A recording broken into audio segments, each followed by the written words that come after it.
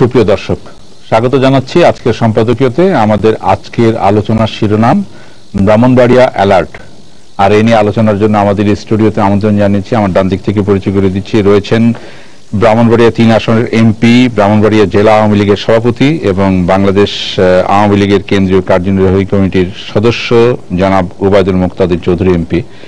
রয়েছেন দেশের বৃহত্তম ঈদ জামাত শোলাকিয়ার ইমাম মাওলানা ফরদউদ্দিন মাসুদ এবং রয়েছেন নিরাপত্তা বিশ্লেষক অবসরপ্রাপ্ত এয়ার কমোডর ইশফাক ইলাহি চৌধুরী। আপনাদের তিনজনকে স্বাগত জানাচ্ছি আজকে আমাদের আলোচনা অনুষ্ঠানে। দর্শক, জানিয়ে রাখি আমাদের আলোচনায় আপনি অংশ নিতে পারবেন, এর জন্য আপনাকে ফোন করতে হবে। আপনার যে নম্বরগুলো পর্দা দেখতে পারবেন সেই নম্বরে, এছাড়া ফেসবুক অথবা SMS এর মাধ্যমে আপনাদের মন্তব্য সরাসরি এই অনুষ্ঠানে পাঠাতে পারবেন। আলোচনা শুরু করার আগে এখন পর্যন্ত যে শিরোনামগুলো আছে আমরা একটু দেখে নিই। পরবর্তী নির্দেশ না দেওয়া পর্যন্ত কোনো শিক্ষা প্রতিষ্ঠান অতিরিক্ত বেতন বা ভর্তি ফি নিতে পারবে না, শিক্ষা মন্ত্রণালয়ের নির্দেশনা।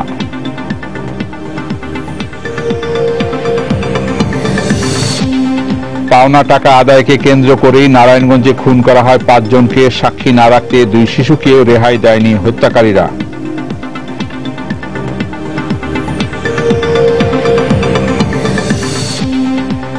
ব্যাংক কর্মকর্তা গোলাম রাব্বির উপর পুলিশি নির্যাতনের ঘটনায় তদন্ত প্রতিবেদন জমা, বিচার বিভাগীয় তদন্তের পাশাপাশি 3 কোটি টাকা আর্থিক ক্ষতিপূরণ চেয়ে হাইকোর্টে রিট। দেশের শিল্পায়নে পর্যাপ্ত বিদ্যুৎ দিতে প্রস্তুত সরকার, বিজেএমইর প্রতিনিধিদের সঙ্গে বৈঠকে প্রধানমন্ত্রী, গার্মেন্টস পল্লীতে বিনিয়োগের আহ্বান।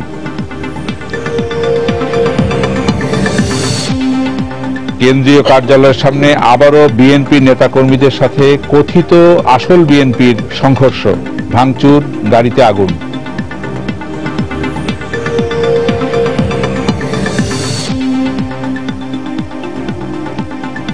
এবং জাতীয় পার্টি সরকারি না বিরোধী দলে তা স্পষ্ট নয় বললেন দলের চেয়ারম্যান ও প্রধানমন্ত্রীর বিশেষ দূত এরশাদ, জিএম কাদেরকে কো চেয়ারম্যান ঘোষণা।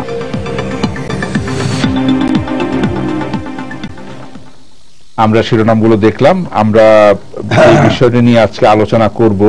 ব্রাহ্মণবাড়িয়া অ্যালার্ট নাম দিয়েছি, মানে সতর্ক হওয়ার একটা বিষয় আছে বলে বিভিন্ন পত্রপত্রিকার রিপোর্ট, নিবন্ধ সেটাতে প্রকাশ হয়েছে, এরকম ভাবে আসছে। আমরা গত সোমবার, প্রায় আগামীকাল 1 সপ্তাহ হবে, গত সোমবার ব্রাহ্মণবাড়িয়া একটি ঘটনা ঘটলো, যার জের পরদিন চললো। যারা মুক্তাদির চৌধুরী, আপনাদের কাছ থেকে আলোচনাটা শুরু করতে চাই, যেহেতু আপনি সে এলাকার সংসদ সদস্য, যে একটা ঘটনা ঘটলো, সামান্য একটা তুচ্ছ ঘটনা, এবং পত্রপত্রিকায় এরকমও শিরোনাম এসেছে মাত্র 5 টাকার জন্য 70 কোটি টাকার ক্ষয়ক্ষতি, যেটা রেলের, সেখানকার রেলের ধ্বংস হয়েছে। কিন্তু আমরা বিষয়টি দেখি যে ঘটনাটি প্রথম যখন ঘটেছে হয়তো সেখানের মধ্যে ক্ষোভ ছিল, একজন মাদ্রাসার ছাত্রের মৃত্যুকে কেন্দ্র করে একটা ক্ষোভ হয়তো ছিল, কিন্তু পরবর্তীতে দেখি এখানে কিছু এলিমেন্ট যোগ হয়েছে যেটা একেবারে পরিষ্কার যে এখানে উস্কে দেওয়া হয়েছে বিভিন্নভাবে সংঘর্ষকে। সেই বিষয়ে যদি আপনি বা আপনার যেটা অবজারভেশন সেটা যদি আমরা একটু শুনে নেই, তারপর আমরা আলোচনায় যাব। ধন্যবাদ জনাব আহমেদ জুবায়ের। প্রথমত হলো যে তুচ্ছ ঘটনা যেটি ঘটেছিল,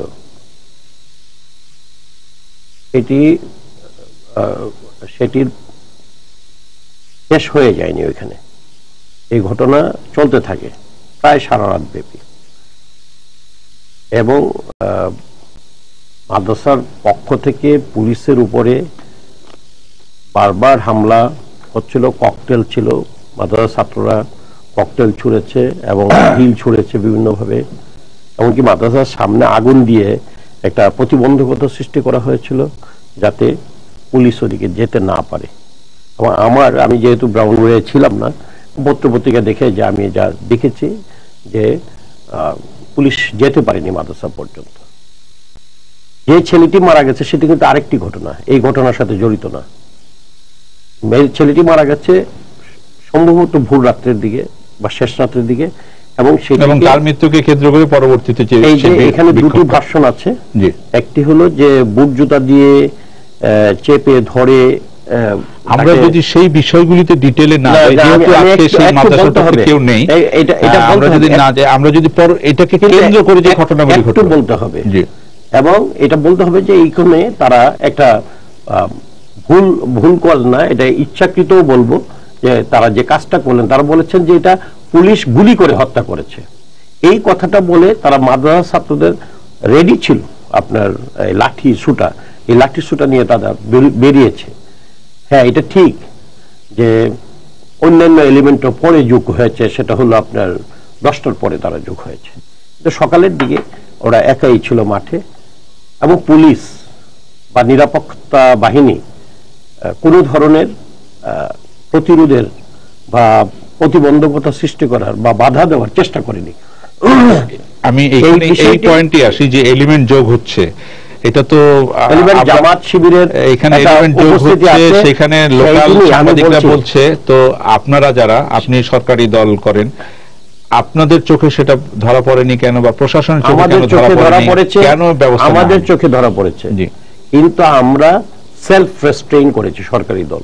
আমরা যদি তখন বের হই, বিষয়টা আরো বড় ধরনের সংঘর্ষের এবং সেখানে মৃত্যুর ঘটনা ঘটতে পারত, যে জন্য আমরা বের হইনি।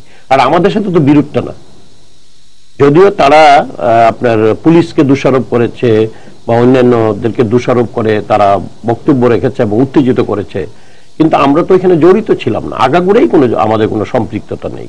আপনি দেখবেন যে তাদের যে সংবাদ সম্মেলন হয়েছে, সেখানে আমাদের কোনো সম্পৃক্ততার কথা নেই। আপনি তারা যে মামলা করেছে দুটিতে যদিও দু রকমের ভার্সন, তারপরে আমাদের কোনো সম্পৃক্ততার কথা বলেনি। সুতরাং আমরা জড়িত হওয়ার কোনো চেষ্টা করিনি, আমরা প্রশাসনের উপরে নির্ভর করেছিলাম।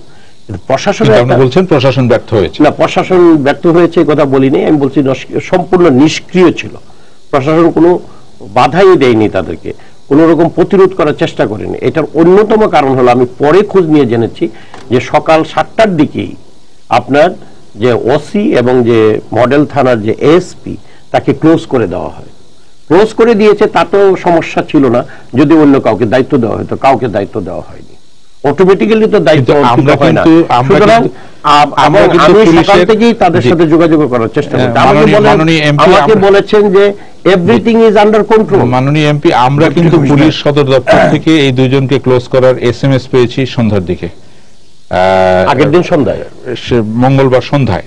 না, মঙ্গলবার সন্ধ্যায় আপনি প্রত্যাহার করার মেসেজ পেয়েছি। মঙ্গলবার সকালে তারা অ্যাক্টিভ ছিল, কিন্তু এক না। জি, ক্লোজ করা মানে তাদেরকে বলা হয়েছে যে তোমরা কোনো কাজ, তোমরা কোনো অ্যাকশনে যাবে না, তোমরা যদি গুলি করতে হয় তাহলে নিজ দায়িত্বে গুলি করবা। আমরা বলেছি গুলি না করুক, তারা অন্তত মাঠে নামুক। এখন পুলিশের উপর থেকে যখন বলা হয় যে তোমরা নিজ দায়িত্বে কাজ করবা, তখন কি কেউ কাজ করে? তার মানে আপনি বলতে চাচ্ছেন ওই ব্রাহ্মণবাড়িয়ার জেলা পুলিশেরও উপরে যারা আছেন, তারা সেখানকার পুলিশকে নিষ্ক্রিয় রাখার কারণে এই ঘটনা হয়েছে? অবশ্যই, অবশ্যই। এটা বিচার বিভাগ তদন্ত দাবি করেছি আমি, এই জন্য মাদ্রাসার হুজুররাও দাবি করছেন বিচার বিভাগ তদন্ত। বিচার বিভাগ তদন্ত হোক, দেখা যাক কারা দায়ী। জি, আমরা বলবোই যে আমি আসি মাওলানা ফরিদ, নিষ্ক্রিয়তার কোনো কারণ নাই। বিষয়টি যে মাদ্রাসার ছাত্রদের সাথে ঘটনা, মাদ্রাসার ছাত্ররা মাদ্রাসার পক্ষ থেকে পরবর্তীতে বলা হয়েছে যে হ্যাঁ না, মাদ্রাসার ছাত্ররা এই ধরনের সংঘর্ষের সাথে জড়িত ছিল না, পরবর্তীতে বহিরাগত অন্যান্যরা ঘটিয়েছে। পত্রপত্রিকার রিপোর্ট বা বিভিন্ন অন্যান্য রিপোর্টে এটাও পরিষ্কার মাননীয় এমপি মহোদয় বললেন যে হ্যাঁ, সকাল 10টার দিকে এখানে বিভিন্ন এলিমেন্ট যোগ হয়েছে। তো এই যে বিভিন্ন এলিমেন্ট আমরা বলতে পারি যে এখানে জামাত শিবিরের দিকে ইঙ্গিত করা হয়েছে। বিভিন্ন দেশে যেহেতু এখন যুদ্ধাপরাধীদের বিচার চলছে, রায় কার্যকর হচ্ছে, এবং বিভিন্ন অজুহাতে ঘটনা ঘটানোর চেষ্টা করা হচ্ছে। তো উনি বলছেন যে হ্যাঁ, এখানে যে প্রশাসন যে অ্যালার্ট থাকা উচিত ছিল, সে অ্যালার্ট থাকেনি। তো এরকম সুযোগ তো আগামীতে আরো হতে পারে, আরো নিতে পারে, আরো ঘটনা ঘটতে পারে। তো কিভাবে দেখছেন আপনি বিষয়টিকে? ধন্যবাদ আপনাদেরকে এবং শ্রোতৃবৃন্দকেও। আপনাদের যে শিরোনামটা, এই শিরোনামটা আমি যথার্থ মনে করি। কারণ আমরা অতীতে অনেক সময় দেখেছি যে অনেক স্ফুলিঙ্গ ব্রাহ্মণবাড়িয়া থেকে শুরু হয়ে পরে সেটা সারা দেশে বিস্তার হয়েছে। তাই ব্রাহ্মণবাড়িয়ার যে ঘটনা ঘটল, এই ঘটনাটার মধ্যে আমাদের জন্য সতর্ক হওয়ার অনেক উপাদান বিদ্যমান। এখনো যদি আমরা সতর্ক না হই, যে ভবিষ্যতে আমাদের অনেক বেশি ঝামেলা পোহাতে হবে। সতর্কতা কিভাবে? প্রথম কথা হইল যে আমার যতটুকু মনে হয় যে প্রথম থেকেই যদি পুলিশ আরো সক্রিয় থাকতেন এবং তারা যদি সত্যিকারে এটাকে প্রশমন করতে চাইতেন, আমার মনে হয় না যে এত তাড়াতাড়ি বৃদ্ধি পেয়ে যেত। তবে এটাও ঠিক যে কিছু সংখ্যক সুযোগ সন্ধানী, বিশেষত যারা আমাদের স্বাধীনতাকে স্বীকার করেনি, সেই যে গোষ্ঠী যাদেরকে আমরা জামাত শিবির হিসাবে সাধারণত চিনি জানি, এই গোষ্ঠীটা সব বর্তমানের প্রেক্ষাপটে অত্যন্ত সতর্কভাবে ওরা সুযোগের সন্ধানে আছে। সামান্যতম সুযোগকেও তারা অবহেলা করবে না বা ছাড়বে না তারা। তাই এই ব্যাপারে আমি বলবো যে আমাদের পক্ষ থেকে যারা আমরা স্বাধীনতার পক্ষে আছি, সরকার আছেন বা আরো যারা আছেন, তারা এই ব্যাপারে এতটা অ্যালার্ট নন যতটা তারা সুযোগকে ব্যবহার করার জন্য যতটা প্রস্তুত তারা। তাই আমি এটাও শুনতে পাইলাম যে এর আগের দিন রাত্রি জামাত শিবিরের বেশ কিছু লোক জামিনও পেয়েছে। এবং আরো আমি ওই দিন আমি যাচ্ছিলাম আমার মাদ্রাসা বাসা থেকে, তো পথে যেতে বাড্ডা পড়ে আমি দেখলাম এখানে প্রচুর পুলিশ বা কিছু লোক একত্রিত।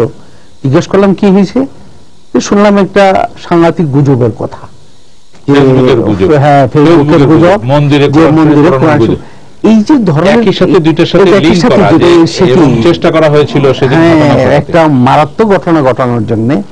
আমি বলবো এটা আমাদের না করায় সেদিন একটা মিডিয়ার গাড়ি পোড়ানো হয়েছে, সাংবাদিকদের ধাওয়া করে, মানে ধাওয়া খেয়ে সাংবাদিকরা চলে আসতে বাধ্য হয়েছে। কারণ সাংবাদিকরা যখনই বলেছে প্রমাণ কি বা একজন প্রত্যক্ষদর্শীকে নিয়ে আসেন, কোন প্রত্যক্ষদর্শী ছিল না, এবং যার কারণে মিডিয়ার প্রচার পায়নি। এরা সবসময় মিথ্যার উপরে থাকে, সুতরাং এরা মিথ্যাকে আশ্রয় করে চলে।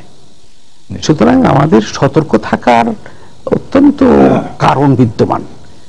বিন্দুমাত্র আমাদের অসতর্কতাই আমাদের জন্য ধ্বংস বয়ে আনবে বলে আমি জনাব ইশফাক ইলাহি চৌধুরী আপনার কাছে আসছি যে সতর্ক থাকা প্রয়োজন, কিন্তু আমরা সতর্ক থাকছি না।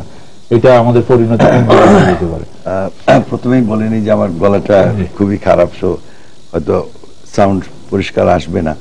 তো এখন পর্যন্ত যে আলোচনা হয়েছে তাদের সাথে আমি সম্পূর্ণ একমত, এই জন্য যে প্রশাসনকে তো জনগণের নিরাপত্তা দেওয়ার দায়িত্ব প্রশাসনের উপর সবসময়, এবং তাকে যে ফিল্ডে আছে তাকে তার ডিসিশন নিতে হবে রাইট দেয়ার। সবসময় যে ঢাকা থেকে হুকুম যাবে সেটা নয়, কিন্তু আমার মনে হয় যে প্রথমেই যদি এটাকে কঠোর হস্তে দমন করা হতো রাইট দেয়ার। বলছেন ইনঅ্যাক্টিভ করে দেওয়া হয়েছে, এইসব ইনঅ্যাক্টিভ বাইরে থেকে কেন হবে, মানে সেটাও একটা, এই যে হস্তক্ষেপ, বাইরে থেকে হস্তক্ষেপ, সেটাও কিন্তু প্রশাসনকে দুর্বল করে দেয়। এটা আমাদের একটা শিক্ষার বিষয়।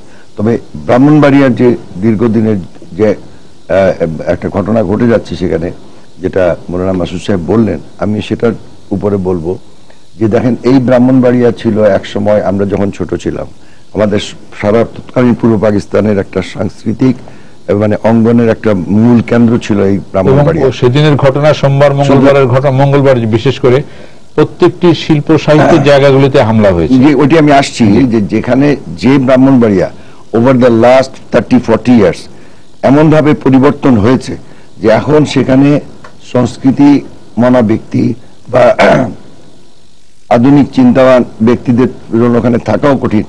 এবং এই যে আক্রমণগুলো হয়েছে দেখেন, এমন কিছু লোক করেছে যারা চায় না যে বাংলাদেশের যে সংস্কৃতি, যে কালচার, যে ঐতিহ্যের কথা নিয়ে আমরা গর্ববোধ করতে পারি, ঠিক সেখানে আঘাত হয়েছে। থানায় আঘাত হয়নি, ইউনো ব্যাংকে আঘাত হয়নি, আঘাত হতে পারে। মানে আমরা যেটা নাড়া দিয়েছে বেশি এইসবকে। আরেকটা জিনিস হয়েছে যে সাম্প্রদায়িকতাকে উস্কে দেওয়ার একটা যথেষ্ট চেষ্টা হয়েছে।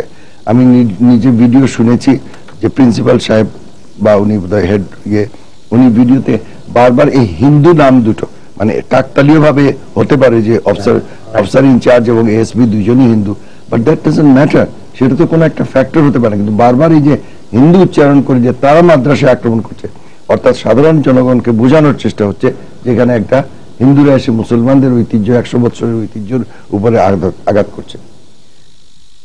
এখন আমি মনে করি, এবং তারপরে যে ঢাকার ইনসিডেন্টটা হলো, এটা তো এই ধরনের ফেসবুক এবং ইন্টারনেটে অনেক মেইল চালাচালি হয়েছে, যেটাকে আমাদের ইসলামকে রক্ষা করার জন্য আজকে আমাদের এগিয়ে আসতে হবে দিস। আমি মনে করি যে এটা একটা শুধু ব্রাহ্মণবাড়িয়া অ্যালার্ট না, এই যে আমরা একদল বিরাট মানে তরুণ সমাজ গড়ে উঠছে, যারা বাংলাদেশের যে ইতিহাস ঐতিহ্য থেকে যদি তারা দূরে থাকে এবং তারা যদি গড়ে উঠে এবং তারা তাদের নিজেদের ভবিষ্যৎ যে কি হবে এ সম্বন্ধেও কিন্তু তারা শিওর না। আমরা একদিকে বলছি দেশ এগিয়ে যাচ্ছে, কিন্তু তারা তাদের নিজেদের ভবিষ্যৎ যদি না দেখতে পারে, তাদের ক্যারিয়ার কি হবে, বয়স বেড়ে যাচ্ছে, 12, 14, 16, 18 বছর বয়সে আমি কি করতে পারি ভবিষ্যতে, এইটা যদি না আমরা এশিওর করতে পারি। এবং সেই জন্য আমি বলেছিলাম সবসময় যে শিক্ষার একটা গুণগত পরিবর্তন এবং এই মাদ্রাসা শিক্ষার যে গোষ্ঠী জনগণ আছে তাদেরকে ভবিষ্যতে কোনো আর্থিকভাবে যেন তারা প্রতিষ্ঠিত হতে পারে, চাকরির নিশ্চয়তা, তার জন্য তাকে স্কিল গড়ে তুলতে হবে। ধর্ম খুবই ইম্পর্টেন্ট আমাদের জন্য এবং ধর্মীয় নেতা আমাদের তৈরি করতে হবে, কিন্তু কতজন তৈরি করব এবং বাকিদের আমরা কি করব, এই ডিসপোজাল যদি আমরা না দিতে পারি, লক্ষ লক্ষ ইয়াং ছেলে আসবে যার সামনে কোনো ভবিষ্যৎ নাই। তখনই এই যে কোনো টেকনোলজি, দেখেন রেলওয়েতে তারা নতুন সিগন্যালিং সিস্টেম হচ্ছে, টেকনোলজিটাকে তারা অ্যাটাক করে, ঐতিহ্যকে অ্যাটাক করছে, কম্পিউটার ভেঙেছে, কম্পিউটার, এগুলো তাদের কাছে একটা শত্রু। এই যে এইগুলো আমাদের এখন অনেক চিন্তার বিষয় আছে। এক মিনিট, এই আপনার ইন্ডাস্ট্রিয়াল স্কুল নামে একটা স্কুল আছে, সেখানে 11টা কম্পিউটার ছিল, কম্পিউটার বসে প্রতিটা কম্পিউটার ভাঙা হয়েছে এবং আগুন দেওয়া হয়েছে। মানে সায়েন্সের প্রতি তাদের একটা বিদ্বেষ। সেই জন্য আমি বলেছি যে আমাদের এখন যারা আরো বেশি ঠেকেছে, এখন জানেন যে পাকিস্তানে একটা বিরাট আন্দোলন চলছে কিভাবে মাদ্রাসা শিক্ষাকে আধুনিকায়ন করা হয়। আমাদের এখানে আনফরচুনেটলি মানে আমরা আলিয়াটাকে অনেক সরকার করেছে, যেটা মেইন স্ট্রিম সরকার থেকে সাহায্য পাই, কিন্তু কওমিতে হাত দেওয়া এত কঠিন। আমাদের কেন যে কঠিন সেটা আমি নিজেও জানি। যেহেতু কওমির লোকই আছে, আমরা এখানে আজকে এটা আলোচনা করব যে কওমিকে কেন হাত দেওয়া হচ্ছে না। তার আগে আমি মাননীয় এমপি মহোদয়ের কাছে জানতে চাই যে বিষয়টি, ঘটনা গত সোমবার মঙ্গলবার ঘটেছে, তো প্রায় 5 দিন 6 দিন হতে চললো। প্রত্যেকটি আমরা এখানে যে ছবি দেখাচ্ছি প্রত্যেকটি ছবি আছে। তো এখন পর্যন্ত আমরা অজ্ঞাতনামা আসামি প্রথমে হলো প্রায় 5-6 হাজার, পরবর্তীতে এটা 7,500 হলো।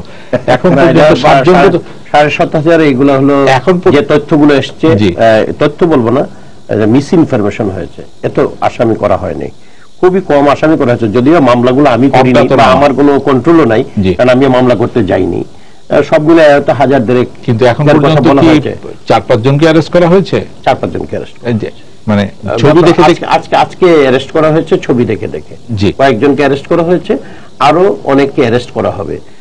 কিন্তু দুর্ভাগ্যবশত এখানে যে ঘটনা ঘটলো, যে মাদ্রাসা ছাত্রদের ভূমিকাটা ছিল মুখ্য, সেই মাদ্রাসা ছাত্ররা কেউই জড়িত নয়, এই কথা মাদ্রাসার মোহতামিম সাহেব বা প্রিন্সিপাল সাহেব বললেন। এইটা একটা ডাহা মিথ্যা কথা উনি বলেছেন। এটা তো পুলিশের তদন্তে, এটা পুলিশের তদন্তে আসবে, সেটা নিয়ে যেহেতু সেই বিচার বিভাগীয় মাদ্রাসার কর্তৃপক্ষ যেহেতু আমাদের এখানে নাই, আমরা এটা নিয়ে আলোচনা করব না। আমি জনাব আহমেদ জুবায়ের, ওনারা বিচার বিভাগীয় তদন্ত চেয়েছে, আমিও বিচার বিভাগীয় তদন্ত দাবি করেছি। আমাদের আওয়ামী লীগ জেলা কমিটিও আপনার বিচার বিভাগীয় তদন্ত দাবি করেছে। আমরা দেখতে চাই ঘটনাটা কি ঘটেছিল এবং পুলিশের যে নিষ্ক্রিয়তা বা এজ এ হোল আইন শৃঙ্খলা বাহিনীর যে নিষ্ক্রিয়তা, এটা কারণটা কি, এটা অনুসন্ধান করা দরকার। প্রশাসনের কোনো গাফিলতি ছিল কিনা সেটাও দেখা দরকার। এরকম ঘটনা ঘটতে পারে। আপনি বলতে যাচ্ছেন যে ব্রাহ্মণবাড়িয়া, আমি যদি বলি দেশের একটা অংশকে হঠাৎ করে একটা অস্থিতিশীল করার জন্য উপর থেকে ষড়যন্ত্র করা হয়েছে? না, এই কথাটা আমি বলিনি কখনো। তাহলে কি? না, আমি বলছি না তো এই কথা অপযোগ্য ষড়যন্ত্র, এটা তো আপনার আবিষ্কার। ষড়যন্ত্র শব্দটির ধারে কাছে তাহলে কি সেটা? আমি বলবো যেভাবেই হোক এটার একটা হওয়া উচিত, তদন্ত হওয়া উচিত, ইনভেস্টিগেশন করা। এখানে ছিল কিনা গাফিলতি? ছিল, অবশ্যই ছিল।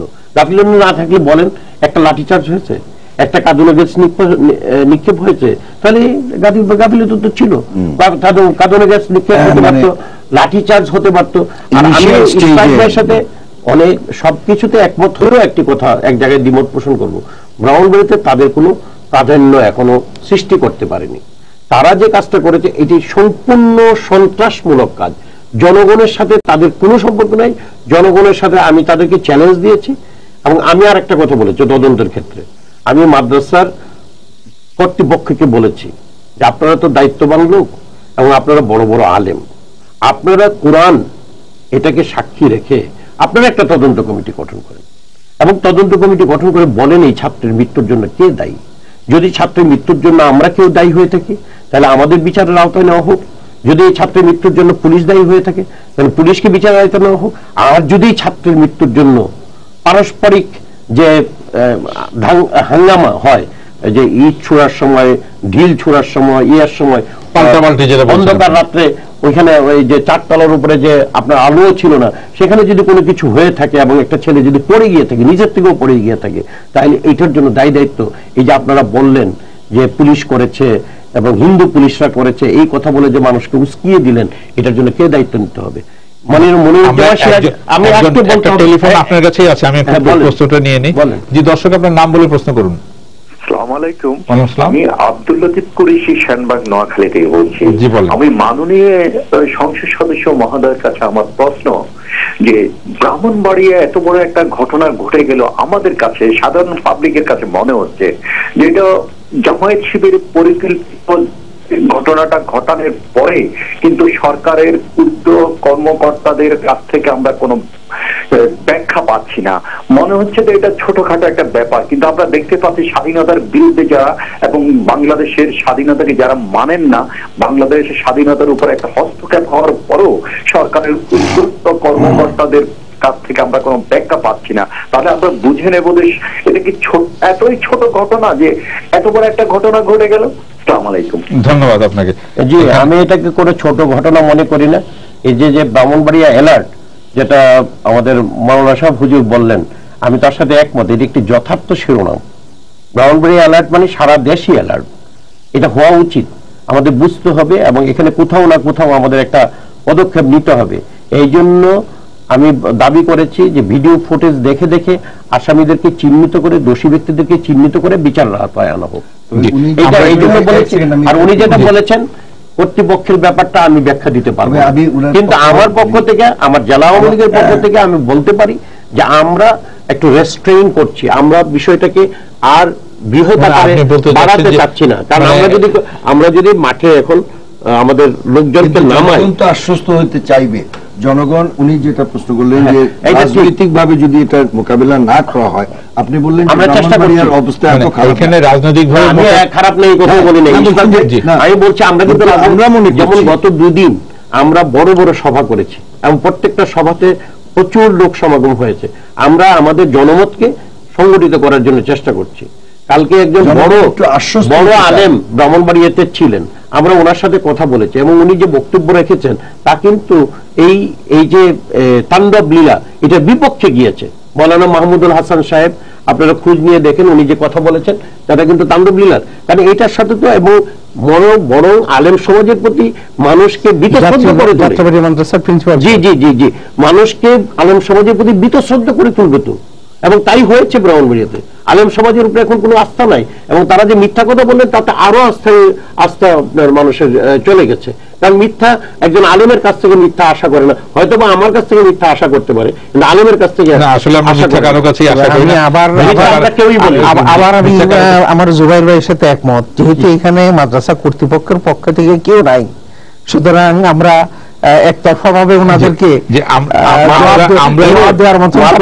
মাদ্রাসা কর্তৃপক্ষের কপি আছে আমার কাছে, মাদ্রাসা কর্তৃপক্ষের একটি দায়ের করা মামলার কপি আছে, এবং এখানে দুইজন দুই রকমের কথা বলেছেন এই ছাত্র মৃত্যুর ব্যাপারে।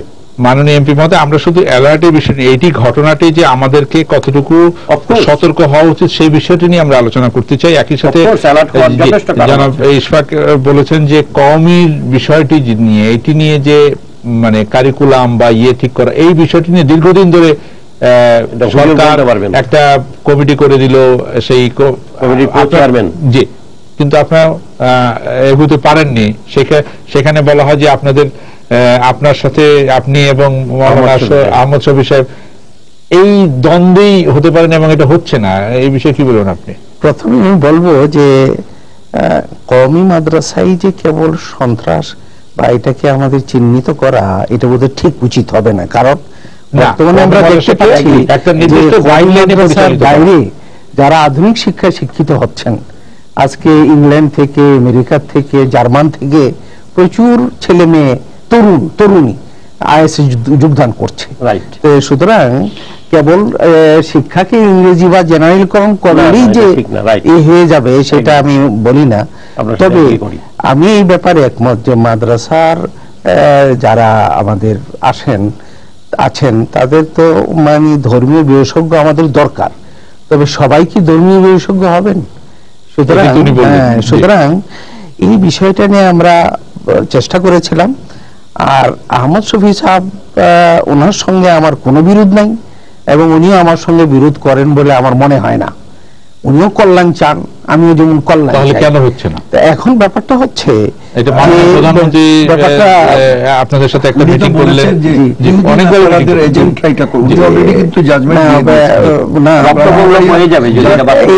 এইসব বিষয়ে ব্রাহ্মণবাড়িয়ার কথা উনি বলেছেন যে ইহুদি নাসারা এজেন্ট, এই বিষয় নিয়ে আমরা যখন নাকি আলাপ করেছি তো আহমদ শফি সাহেব অনেক বিষয় সম্পর্কে মনে হয়েছে উনি সরাসরি জানেন না।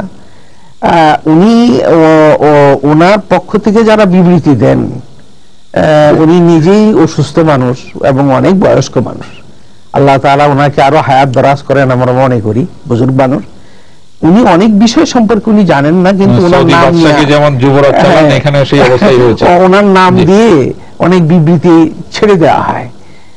আর এইখানে আমি বলবো আমাদের প্রধানমন্ত্রী উনি অত্যন্ত সব ব্যাপারে উনি সাহসিকতার পরিচয় দিয়েছেন। আমি যা জানি, আমি একদিন ওনাকে বলছিলাম যখন প্রচন্ড গন্ডগোল চলতেছিল 5 জানুয়ারি ইলেকশনের এতে, ওনার সঙ্গে দেখা হয়েছিল, যে আপনি ভয় পাবেন না। উনি বড় বড় চোখ দিয়ে আমার দিকে তাকাইলেন। আমি মহান আপনি কি বলেন? আমি ভয় পাই? আমি আল্লাহকে ছাড়া কাউকে ভয় পাই না।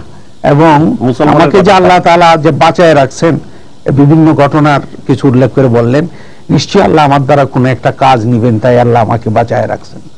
তো সুতরাং এই জীবন উনি সাহসিকতার পরিচয় দিয়েছেন। ঠিক এমনি ভাবে আমি ওনাকে আবেদন করব যে এই যে কমিশনের যে রিপোর্টটা, এটাকে বাস্তবায়ন ব্যাপারে উনি অগ্রসর হবেন। এবং আমি মনে করি আমাদের দেশের মাদ্রাসাগুলি, বিশেষত কওমি মাদ্রাসাগুলি নিয়ে যে সমস্ত সমস্যার কথা আমরা বলি বা আলোচনা করি, এর 80% রিপোর্ট দিয়ে দিয়েছে। এখন বাস্তবায়নের বিষয়টি সরকার হাত দিচ্ছে না। এই 80% আমার মনে হয় সমাধান হয়ে যাবে যদি কমিশনের রিপোর্টটাকে যদি আপনার বাস্তবায়ন করা হয়। তো এটা আমার কেবল অনুমান না, এটা আমার বিশ্বাস। এই যে কওমি মাদ্রাসার বিষয়ে কমিশন রিপোর্ট বাস্তবায়ন, এটাতে যেমন হাত দেওয়া হচ্ছে না, আমরা অতীতের বিভিন্ন ঘটনার দিকে যদি তাকাই, বিভিন্ন ঘটনা হয়েছে, অনেকগুলি বিচারের কথা বলা হয় কিন্তু বিচার হয় না। তো ব্রাহ্মণবাড়িয়ায় যেমন আমরা ছবি দেখে দেখে ধরা, এখন পর্যন্ত মাত্র 4-5 জন, নগণ্য সংখ্যক। অনেক বিষয় চাপা পড়ে যায়। এই যে মানে বিচারহীনতার যে সংস্কৃতি আমাদের দেশে আছে, এটাতেই কিন্তু আরো যারা এটা সুযোগ গ্রহণ করতে চায়, দুষ্কৃতিকারী, সে যে দলেরই হোক, যে গোষ্ঠীর হোক, তারা এটা বলে আমি এটা করে তো পার পেয়ে যাব। হয়তো ব্রাহ্মণবাড়িয়াতে কিছু লুটপাট হয়েছে, এখানে সবসময় যে ছাত্ররা করেছে তাও নয়, এই সুযোগ সন্ধানী লোক বাজারে থাকে, কিন্তু আপনি ঠিকই বলেছেন যে বিচারের যে দীর্ঘ প্রক্রিয়া, সেটা আমাদের একটা দেওয়ানি ব্যাপারই হোক বা ফৌজদারি ব্যাপারই হোক, খালি পুলিশের তদন্তই তো শেষ নয়, তারপরে কোর্টে যাবে, কোর্ট থেকে একের পর এক।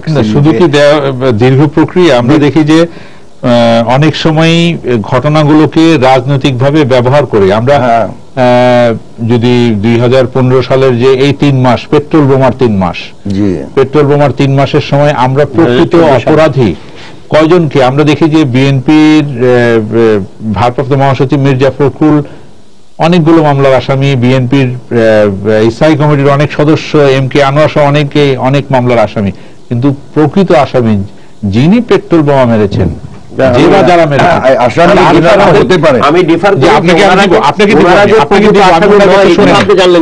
আমি জানি না, আমি মানে এখন পর্যন্ত শুধু রাজনৈতিক নেতৃবৃন্দ আদেশ দিয়ে যে গাইবান্ধায় যদি ঘটনা ঘটে, গাইবান্ধার থানা, গাইবান্ধার পুলিশ, গাইবান্ধার তো জানা উচিত যেখানে কি ঘটনা ঘটছে। এবং অনেক ক্ষেত্রে দেখা গেছে, এই জন্য আমি অনেক ক্ষেত্রে মিডিয়াকেও দায়ী করেছি, মিডিয়া জানে এই মোড়ে আজকে সন্ধ্যা 7:30 এখানে আগুন দেওয়া হবে, ক্যামেরা সেখানে বসানো, এখানে এখন পুলিশ নাই। জনাব এইখানে এই প্রোগ্রামে বলা হয়েছে যে মিডিয়ার যে ফোন, এইখানে আমাদের প্রোগ্রামে বলা হয়েছে মিডিয়ার যে ফোন আছে সেই ফোন কোন মেসেজ থেকে, কোন ফোন থেকে সেই ফোনে মেসেজ আসে সেগুলি আপনার চেক করে সেগুলি ডিটেক্ট করুন। কিন্তু আমরা বলেছি, আমরা আপনি বলছেন কিন্তু হয়তো পুলিশ, আমি জানি না কোনটা সত্যি, বারবার কারণ একবার যদি আপনি প্রকাশ পেয়ে যান নেক্সট টাইম আপনি সুযোগ পাবেন না ওখানে ছবি তোলার। আরেকটা ঘটনা, আমরা এগুলি দেই না, হয়তো সিদ্ধান্ত নিয়ে দেই না, সেটাও একটা বিরাট ব্যাপার। যেমন এই যে হুজুর বললেন যে বাড্ডার ঘটনা ফেসবুকের গুজবকে কেন্দ্র করে কোনো মিডিয়া দেয়নি, এই জন্য মিডিয়া আক্রমণের পুলিশের ব্যাপারে তো এখন অনেকগুলো ঘটনা ঘটছে, আরো যে ওইগুলো অনুষ্ঠান হচ্ছে যে পুলিশের এক্সেসিভ ইউজ অফ ফোর্স, যে প্রয়োজনের বাইরে তারা কাজ করছে, মাছের রাজা ইলিশ এগুলা দেশের রাজা পুলিশ, যেটা মানে আমরা এটাকে জাস্ট ক্রিটিসাইজ করলে কিন্তু পুলিশের মোরাল আরো ডাউন হয়ে যাবে। আমরা এখান থেকে শিক্ষার বড় শুধু পুলিশ না, পুলিশের সাথে সিভিল প্রশাসন। এখানে আজকে দেখি আবার প্রশংসার কথাও বলতে হয়, আজকে ইজতেমার আখেরি মোনাজাতের দিন, আখেরি মোনাজাতের ঠিক 2 ঘন্টা আগে 5টি টাইম বোমা উদ্ধার করা হয়েছে গাজীপুরে। অবশ্যই এটা মারাত্মক ব্যাপার। হ্যাঁ, মানে এইগুলো তো বড় হেডলাইন হয় না, মানে যখন ফেইলিয়ার হয় তখন সেটা হেডলাইন হয়ে যায়। মানে পুলিশের অনেক সারা জীবন অবসর জীবন যাপন করছে এরকম পুলিশ অফিসার অনেক আছে, তাই না? কিন্তু তারা পাবলিসিটি পাচ্ছে না। একজন সে ক্রাইম করলো সেটাই পাবলিসিটি পাচ্ছে। আমাদের উচিত যে আইনি প্রক্রিয়া সেটা মানে সংক্ষিপ্তকরণ এবং পুলিশ সহ সকল বিচার প্রক্রিয়ার একটা আধুনিকায়ন এবং যুগোপযোগী করা। কারণ যদি অপরাধী আধুনিক হয়ে যায় আর আমি যদি সনাতন পদ্ধতিতে থাকি তাহলে তো আমি আমি একটা প্রশ্ন নিয়ে আপনার কাছে আসছি। জি দর্শক, আপনার নাম বলে প্রশ্ন করুন। আমার নাম মোহাম্মদ শহীদ আলম, আমি বাগেরহাট থেকে বলছি। জি বলেন। যেটা হচ্ছে যে আমার প্রশ্নটা খুবই স্পষ্ট যে এই মাদ্রাসা, কওমি মাদ্রাসার এই ছেলেপেলেদের লক্ষ্যবস্তু, এদের লক্ষ্যবস্তু কেন শিল্পকলা একাডেমি, মুক্তিযোদ্ধা সংসদ, ওস্তাদ আলাউদ্দিন খান, রশিকা বেছে বেছে এগুলো কেন তাদের লক্ষ্যবস্তু হলো কিভাবে? এবং এইটা আমার মাওলানা সাহেবের কাছে প্রশ্ন যে তাহলে এখানে ওদের এই মাদ্রাসাগুলোর যারা পৃষ্ঠপোষক এবং যারা এদেরকে ট্রেন আপ করেছে তাদের ভূমিকাটা কি? ধন্যবাদ আপনাকে। এই বিষয়টি আমরা আলোচনা করেছি যে এটা আমিও জবাব দিতে পারি। মাওলানা সাহেব হুজুর জবাব দেওয়ার আগে আমি একটু বলি। প্রথমত হলো যে ইশফাক ভাই বলেছেন, আহমদ শফি সাহেব বলেছেন যে এটা ইহুদি নাসারার এজেন্টরা করেছে। আলহামদুলিল্লাহ, এই কথা যদি বলে থাকেন এবং আমরা যে ছবি দেখলাম তারা যদি ইহুদি নাসারার এজেন্ট হয়ে থাকে তাহলে আমরা খুব খুশি, কারণ ইহুদি নাসারার এজেন্টরা কোথায় থাকে এটা আমরা জানলাম।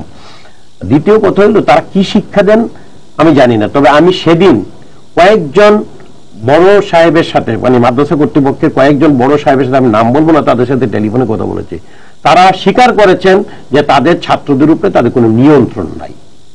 এখন তারা কি শিক্ষা দেন আল্লাহ রাব্বুল আলামিন জানেন, আল্লাহ আলেমুল গায়েব, উনি জানেন উনি কি শিক্ষা দেন। কিন্তু তাদের শিক্ষার সাথে ইসলামের কোনো এই ঘটনার সাথে, এই ধরনের সহিংসতার সাথে ইসলামের কোনো সম্পর্ক নেই। এটা মাননীয় না, আমি মাননীয় এমপি মহোদয় আপনার কাছে বলি, আপনি যে ওই কথাটি বিচারহীনতার কথা যখন জনাব ইশফাক বলছিলেন, আপনি বলছিলেন হুকুমের আসামি। আমরা হুকুমের আসামি হিসেবে যাদেরকে মামলার আসামি করা হয়েছে, জেল হয়েছে মানে তারা জেল খেটেছেন, পরবর্তীতে হাজত খেটেছেন, পরবর্তীতে বেরিয়ে এসেছেন হাইকোর্টের নির্দেশে, হুকুমের আসামির পরের যে আসামি, আসল আসামি, তাদেরকে কিন্তু আমরা এখনো এখনো দেখিনি। আমরা যদি বলি 2001 সালের যে সহিংসতার ঘটনা, আমরা যদি বলি পেট্রোল বোমার ঘটনা, সবগুলি শুনে বিচার হবে 2001, আজকে 2016 সাল, তো 16 বছরও কিন্তু আমরা 2001 সালের নির্বাচন পরবর্তী সহিংসতার বিচার পাইনি। এই সবগুলি বিষয় কি শুধু রাজনৈতিক হয়ে গেছে? আপনি কি বলবেন এই বিষয়ে? যদি আমি বলি যে রাজনৈতিক কারণে সরকার এগুলোকে নিয়ে বিভিন্ন সময় খেলে, আমাদের পলিটিক্যাল কালচারের তো ত্রুটি আছে। জি, আমরা স্বীকার করি, এটা আমি স্বীকার করি, স্বীকার করবো না কেন, যা সত্য আমি স্বীকার করি।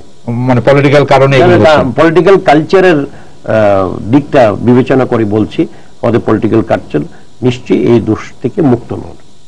তবে আমরা চেষ্টা করবো যে কিভাবে করা যায়, যাতে এটা না, আমি কিন্তু মানে হতাশ নই যে গণতন্ত্রের যে ধাপগুলো আমরা ক্রস করছি, এই সেদিন নিশ্চয়ই আসবে যখন আমরা, এবং এর জন্য কি দরকার যে বারবার নির্বাচন যত বেশি হবে, যত পার্টিসিপেশন হবে, ধীরে ধীরে কিন্তু এগুলো আস্তে আস্তে আমরা একটা সহনশীল সমাজ গঠন করতে চাই, এবং এটা পারবো আমরা। আমি মৌলানা ফরিদউদ্দিন মাসুদের কাছে আসতে চাই। বিভিন্ন সময় আমরা দেখি যে সরকারের বিভিন্ন কর্মসূচির প্রশংসা করে বা কর্মকাণ্ডের প্রশংসা করে বিভিন্ন ইসলামী সংগঠন বা ইসলামী চিন্তাবিদ সমর্থন করে বিবৃতি দিয়ে থাকেন, কিন্তু এই যে ব্রাহ্মণবাড়ির যে ঘটনাগুলি ঘটলো, শিল্প সাহিত্যের জায়গাগুলিতে হামলা করা হলো, আমরা দেখি যে ইসলামী চিন্তাবিদরা বা তারা স্পেসিফিক ভাবে এই নিয়ে আমি কোনো বিবৃতি এখন পর্যন্ত পত্রিকায় পাই না। গতকালকে ব্রাহ্মণবাড়িয়ার সচেতন ওলামা সমাজের পক্ষ থেকে প্রেস কনফারেন্স করে এটাকে নিন্দা জানানো হয়েছে, এবং আমি দেখলাম যে বেশ লম্বা। আর আমি নিজে ওই দিনের ঘটনার সঙ্গে সঙ্গে আমি নিজে এবং আমার সঙ্গীরা বিবৃতি দিয়েছি, এবং বিভিন্ন অনলাইনে এবং কিছু প্রিন্ট মিডিয়াতে আসছে বিবৃতি। আমি আরেকটু আগ বাড়িয়ে বলছি, বিভিন্ন সময় আপনারা প্রেস কনফারেন্স করেন বা গতকালকে হয়েছে ব্রাহ্মণবাড়িয়া, আপনি জানেন না, গতকালকে সচেতন ওলামা সমাজ তারা গতকালকে ব্রাহ্মণবাড়িয়াতে প্রেস কনফারেন্স করে নিন্দা জানিয়েছেন।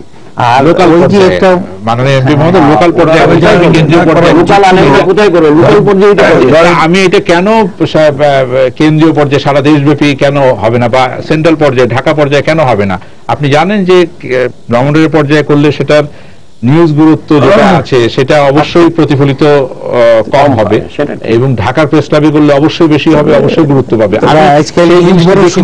নিউজ মিডিয়াগুলি আজকাল বড় সক্রিয়, ওনারাও গ্রামের কোনখানে কি ঘটছে সেটাও সবার আগে ওনারা নিয়ে আসেন, এই জন্য ধন্যবাদ ওনাদেরকে।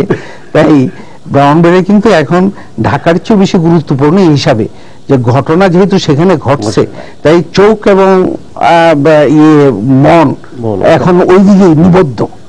এই ঢাকার চেয়ে আমার মনে হয় ওইখানে যে আলেমরা করেছেন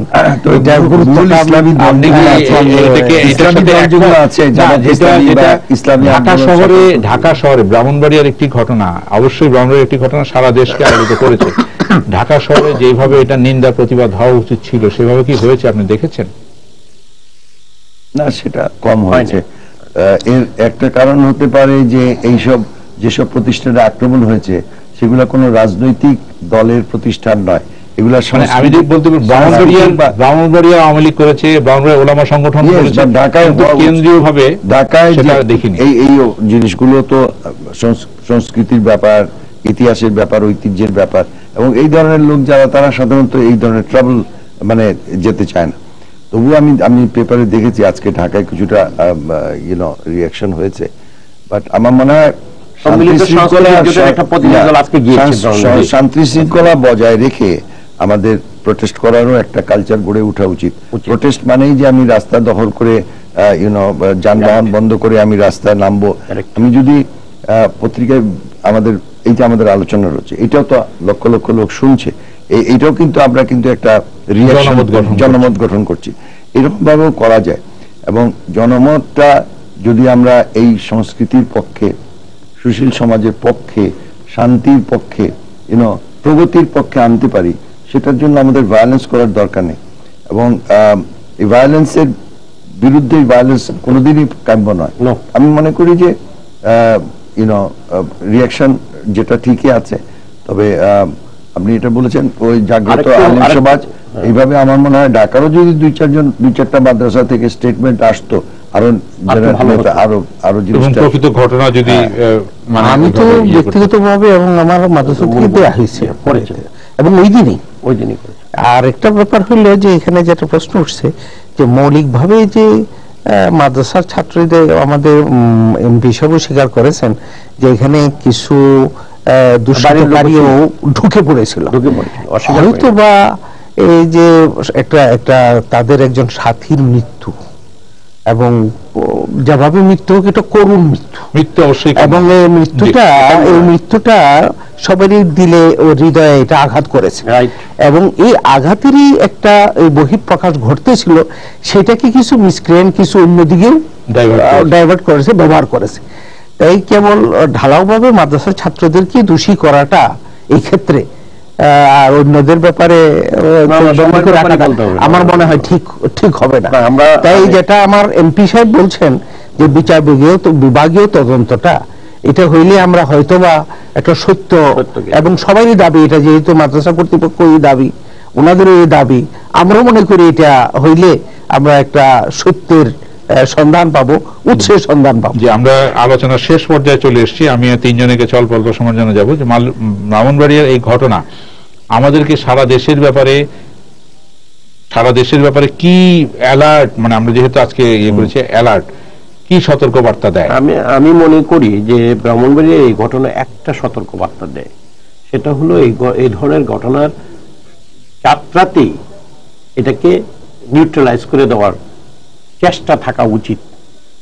যেমন গুলি চলবে না, এটা ঠিক আছে, কিন্তু টিয়ার গ্যাস চলবে না, ওই অন্যান্য কোনো প্রিভেন্টিভ মেজার নেওয়া হবে না, এটা ঠিক না। প্রিভেন্টিভ মেজার এবং উত্তেজনা প্রশমন দুটোই করতে হবে।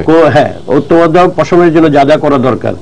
গুলি করবো না, যেহেতু একটা ছাত্রের মৃত্যু হয়েছে, গুলি করে আরেকজন মৃত্যু হোক, এটা আমরা কোনোদিনই কাম্য নয়, এটা একটা ব্যাপার আছে। কিন্তু নরম গরম দুটো করেই সেটাকে উত্তেজনাটাকে একেবারে প্রাথমিক পর্যায়ে এটা নিবারণ করা উচিত। যেভাবে আপনার 5ই মে 2013 সালে যে বিশাল যে একটা মানে অঘটন ঘটানোর সম্ভাবনা ছিল, সেখান থেকে যেভাবে বেরিয়ে আসছে, এটা আমি মনে করি।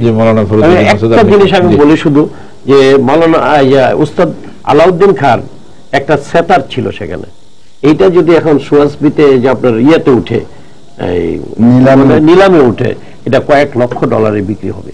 এটার মূল্য কেউ বুঝতে পারেনি। এখানে বাদশাহ, সৌদি বাদশাহ কর্তৃক একটি জায়নামাজ দেওয়া হয়েছিল ওনাকে, উনি তো নামাজ পড়তেন 5 ওয়াক্ত, সেই জায়নামাজটা পর্যন্ত পুড়িয়ে দেওয়া হয়েছে।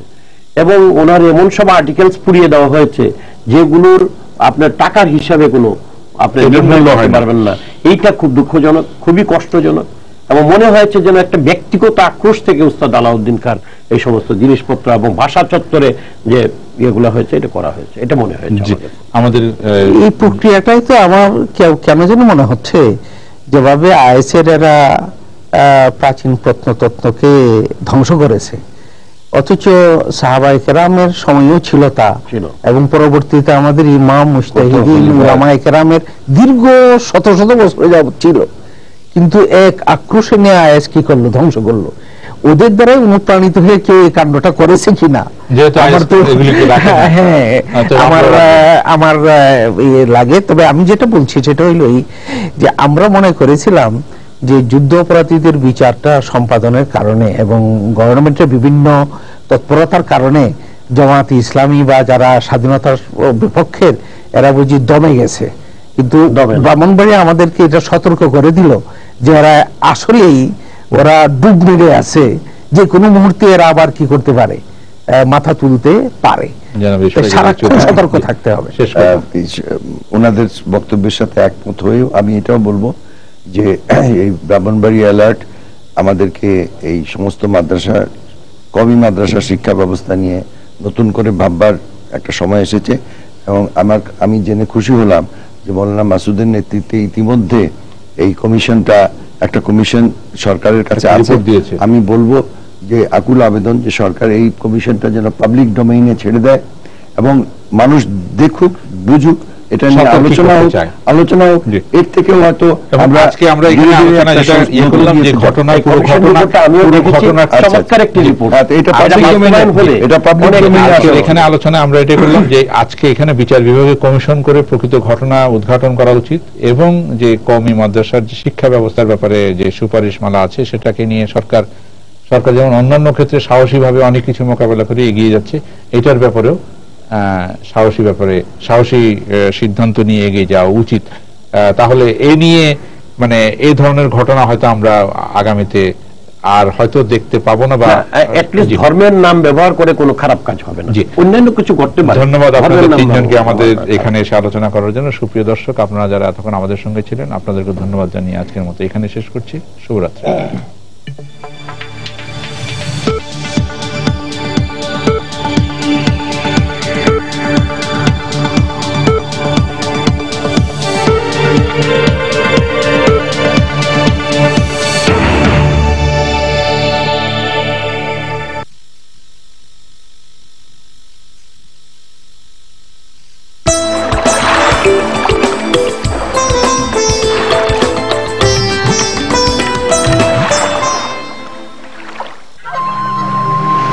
পলিমাটির দেশ আমাদের বাংলাদেশ, মমতাময় মানুষ, স্নেহময় প্রকৃতি। কিন্তু অনেক সময় বৈরী প্রকৃতি আঘাত হানে আমাদের নির্মাণে।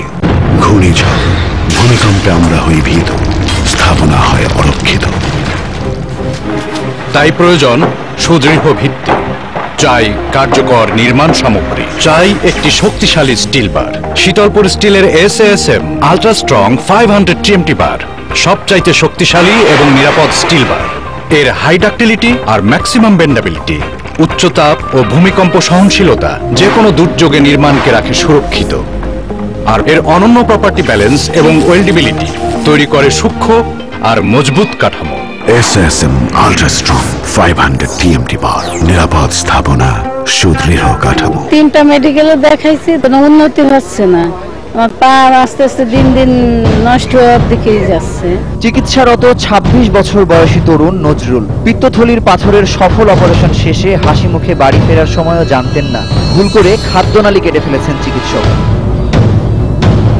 আমি একে 7টা ডাক্তার দেখাইছি, এক একজনে এক এক ধরনের টেস্ট দিছে, আমার কোনো সমাধান হয়নি। টেস্ট করাতে করাতে আমি পাগলের মতো হয়ে গেছি। আমরা যদি একটা ইচ্ছাকৃত ভুল হয় এবং তার শাস্তি হয় এবং ভুল না করলে তার যদি পুরস্কারের ব্যবস্থা থাকে, তাহলে এগুলো প্রতিরোধ সম্ভব।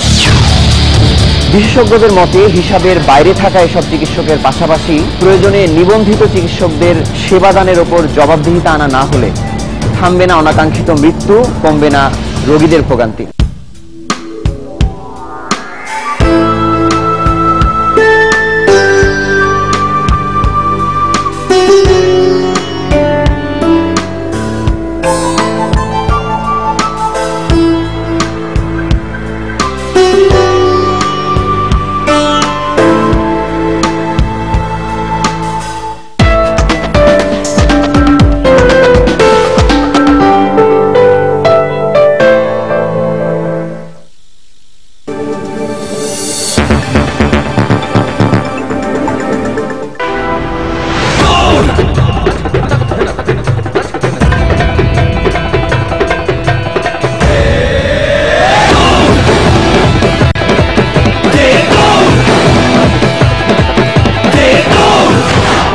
রবি সুপারফাস্ট ইন্টারনেট, চলে না দৌড়ায়। ইন্টারনেট প্যাকেজ কিনতে ডায়াল করো *8444#। এবার সুপারফাস্ট ইন্টারনেট হাতে জ্বলে উঠো অদম্য শক্তিতে। রবি। জুনিয়র হরলিক্সের 20টি ভাইটাল মাইক্রোনিউট্রিয়েন্টস ওর যথাযথ ফিজিক্যাল গ্রোথ আর DHA ওর ব্রেন ডেভেলপমেন্ট ও ফাংশনে সহায়তা করে। রোজ জুনিয়র হরলিক্স খাচ্ছে আর শরীর ও বুদ্ধিতে তরতর করে বেড়ে উঠছে।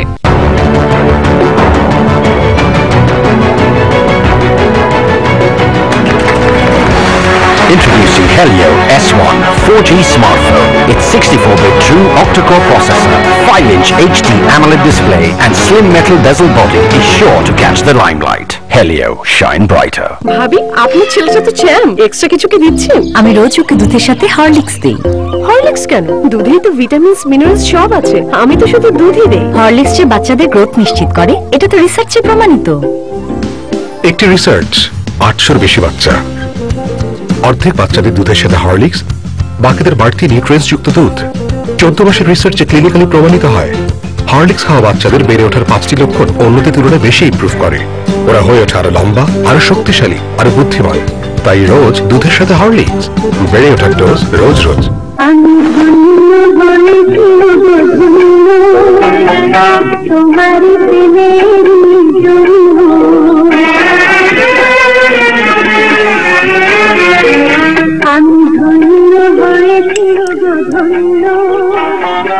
বাবু না মাত্র খাইলো, এইটা বাবুর জন্য না, ওর বাবার জন্য।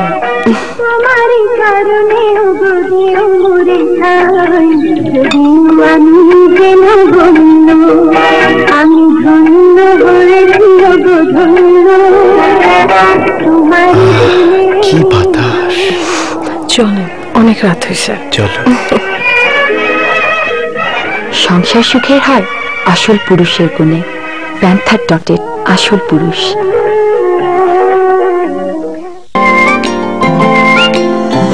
জুনিয়র জুনিয়র হরলিক্সের 20টি ভাইটাল মাইক্রোনিউট্রিয়েন্টস ওর যথাযথ ফিজিক্যাল গ্রোথ আর ডিএইচএ ওর ব্রেন ডেভেলপমেন্ট ও ফাংশনে সহায়তা করে। রোজ জুনিয়র হরলিক্স খাচ্ছে আর শরীর ও বুদ্ধিতে তরতর করে বেড়ে উঠছে। সুন্দর তুমি লুকিয়ে আছো স্পর্শের কিনারায়। টেকসই রঙে আপনার জাহাজকে রাঙাতে রিনা সার্টিফাইড উজালা মারিন পেইন্টস দেয় দীর্ঘস্থায়ী সৌন্দর্য। উজালা পেইন্টস, জীবনটাই রঙিন। ভাবি, আপনার ছেলের সাথে চ্যাম এক্সট্রা কিছু কি দিচ্ছেন? আমি রোজ ওকে দুধের সাথে হরলিক্স দিই। হরলিক্স কেন? দুধেই তো ভিটামিনস মিনারেলস সব আছে। আমি তো শুধু দুধই দেই। হরলিক্স যে বাচ্চাদের গ্রোথ নিশ্চিত করে, এটা তো রিসার্চে প্রমাণিত। একটি রিসার্চ 800 বেশি বাচ্চা, অর্ধেক বাচ্চাদের দুধের সাথে হরলিক্স, বাকিদের বাড়তি নিউট্রিয়েন্টস যুক্ত দুধ। 14 মাসের রিসার্চে ক্লিনিক্যালি প্রমাণিত হয় হরলিক্স খাওয়া বাচ্চাদের বেড়ে ওঠার 5টি লক্ষণ অন্যদের তুলনায় বেশি ইমপ্রুভ করে। ওরা হয়ে ওঠে আরো লম্বা, আরো শক্তিশালী, আরো বুদ্ধিমান। তাই রোজ দুধের সাথে হরলিক্স, বেড়ে ওঠার ডোজ রোজ রোজ। সংসার সুখের হয় আসল পুরুষের গুণে। প্যান্থার ডটেড আসল পুরুষ। ভাবি, আপনার ছেলের সাথে চ্যাম এক্সট্রা কিছু কি দিচ্ছেন? আমি রোজ ওকে দুধের সাথে হরলিক্স দিই।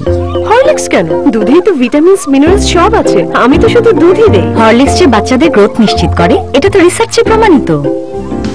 একটি রিসার্চ 800 বেশি বাচ্চা, অর্ধেক বাচ্চাদের দুধের সাথে হরলিক্স, বাকিদের বাড়তি নিউট্রিয়েন্টস যুক্ত দুধ। 14 মাসের রিসার্চে ক্লিনিক্যালি প্রমাণিত হয় হরলিক্স খাওয়া বাচ্চাদের বেড়ে ওঠার 5টি লক্ষণ অন্যদের তুলনায় বেশি ইমপ্রুভ করে। ওরা হয়ে ওঠে আরো লম্বা, আরো শক্তিশালী, আরো বুদ্ধিমান। তাই রোজ দুধের সাথে হরলিক্স, বেড়ে ওঠার ডোজ রোজ রোজ। এসব কি? হাতে পায়ে এসব আঁকা কি কিসের? ভদ্রঘরের মেয়েরা এসব করে নাকি? দেখি ওমা, এ তো ওঠেও না। এই বুঝাও তুমি তোমার মেয়েকে। আমি এই মেয়েকে বিয়ে দেবো কিভাবে? কিছুই তো বুঝতে পারছি না। আজ মুস্তাফিজ, কাল শুনবো, তারপর না জানি। আরে বাবা, খেলা তো সবাই দেখে, কাউকে তো কখনো। আবারও মাঠে নেমেছে বাংলাদেশ। মাঠের বাইরে রেডি আমরাও, জ্বলে ওঠো অদম্য শক্তিতে।